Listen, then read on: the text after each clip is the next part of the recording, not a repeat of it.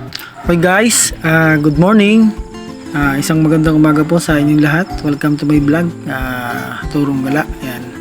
Nandito naman po tayo sa bukid para ating tingnan yung ating mga alagang baka. At para po secure natin yung kanilang kaligtasan at may hanap sila ng mas magandang damo para po sila ay maraming makain sa buong maghapon, mga kaibigan.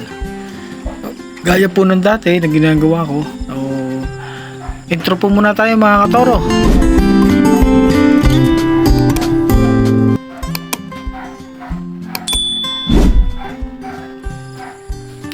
Yan po mga toro. Katulad ng aking ginagawa. So, lagi ko po siyang nililipat sa mas maayos na lugar, yung secure, para po masigurado natin ang kaligtasan ng ating mga baka. So, kapag po ako'y walang ginagawa mga katoro, so yan po yung aking pinagkakabalahan. Lagi ko po silang inaalagaan, ako po nag-aayos. Ako po ay aliw na aliw kapag ako ay nandito sa kabukiran. So, yun na nga po yung mga bago kong huling baka na ngayon ay mabait na. So, yan po naman yung ating malaking toro. Yan po yung ating pampalahi na galing Batangas.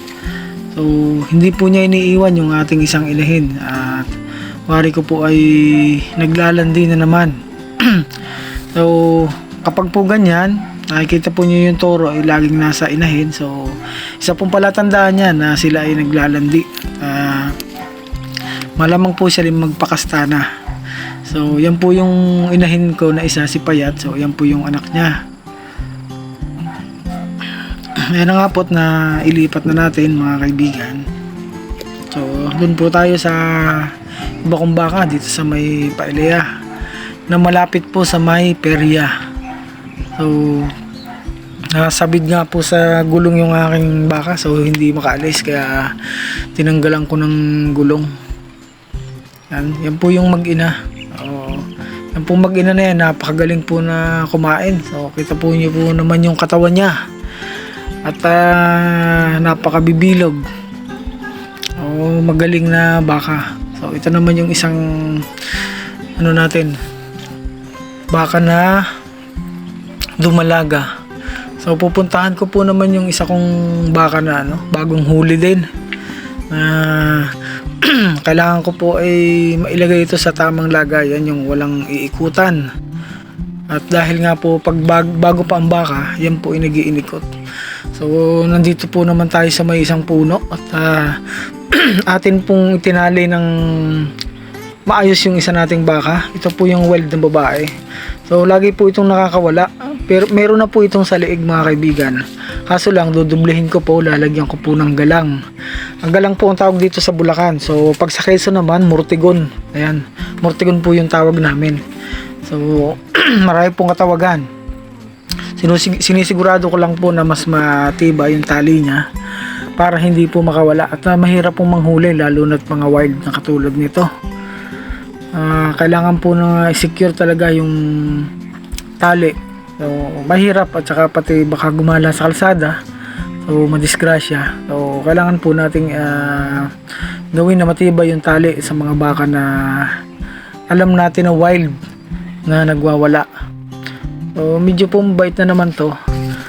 So, ayan nga po mga kaibigan at patapos na ako na ayusin. So, kailangan po nating itali ng malapit sa puno sapagkat para hindi umikot. Yan po yung diskarte natin para mas mapadali po tayo pag naglalagay po tayo ng galang at mortigon. Ayan. So, proceed po naman tayo dito sa sa kumbakang dumalaga. So, lilipat ko po ulit ito sa may tubig na para pagdating ng tanghali, kahit hindi na natin puntahan ay maiinumin po silang tubig mga kaibigan. So, kung kayo po ay nagbabaka at may makikita kayong mga may tubig, so mas mainam po na doon na ninyo itali ang inyong alagang baka para hindi na po ninyo puntahan at painumin sa tanghali o kaya alas 10 ng maga. So mas mainam pong magpainom ang alagang baka ay sa alas 10 ng umaga at siya po ay uhaw na nun. So mas marami na po siyang maiinom.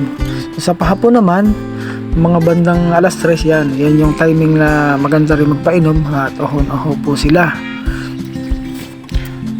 So ito mga po, ililipat ko na tong mag-ina at ihahanap ko ng mas ayos na damo at dito ko na po ilalagay ito sa malapit sa may sapa at para hindi ko na rin po sila balikan mamaya upang painumin ng tubig. Ayan, kita nyo na po yung sapa na yan, lulusong na po sila dyan. Ito po naman na pupuntahan ko ngayon ay yung bago kong huli na sa isa kong turret na ito po na may mabait. So lang, sinasanay ko na din po ng may tali.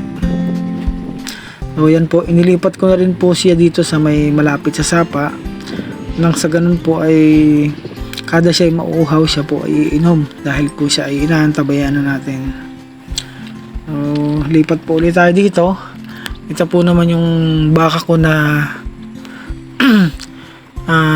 hinuli ko dati na nagwawala. So, hindi na po sila nagwawala dahil katabi na o kakabit na ng tali ng inahin. Kaya po yan, napatuloy na po silang kumakain. Mas mainam pong mga bagong huli, kabit na natin sa inahin para hindi na po sila magwala. Mas maganda po yung ganyang diskarte kung kayo po yung may mga baka para hindi na magpaikot-ikot pa. Ayan. So, balik po tayo dito sa aking isang baka. Ito pong baka na to ay ito yung pinagsimulan ko na kung bakit ako ay may mga alagang baka ngayon. Ayan. Oh my God! Siya po. Napakagaling na baka po yan.